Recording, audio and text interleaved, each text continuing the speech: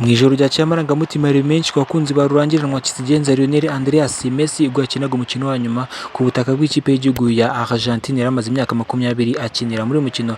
Lionel Messi yatsinzemo ibitego bibiri muri bitatu batsinzemo ikipe y'igihugu ya Venezuela mu gushaka itike yo kuzerekeza mu gikombe cy'isi kizaba umwaka utaha. Kuva mu mwaka wa 2005 Lionel Messi yari amaze gukinira ikipe y'igihugu ya Argentina imikino 194 amaze gutsindira ibitego 104. Si ibyo gusa kandi kuko Lionel Messi we na Argentina begukanye ibikombe bitandukanye birimo Copa America ebyiri harimo ibekanye mu mwaka wa 2016 bongeye no kwegukana 2024 batsinze ikipe y'igihugu ya Brazil ku mukino wa nyuma. Si ibyo gusa kandi kubera ko Lionel Messi yegukanye Coupe du Monde na Argentina cyangwa se igikombe cy'isi cyabaye mu mwaka wa 2022 batsinze ikipe y'igihugu y'Ubufaransa muri penalty shootout. Lionel Messi yaretse gutangaza ko nyuma y'igikombe cy'isi kizabera mu mwaka utaha muri Leta Zunze Ubumwe za Amerika azahita asezera gukinira ikipe y'igihugu ya Argentina.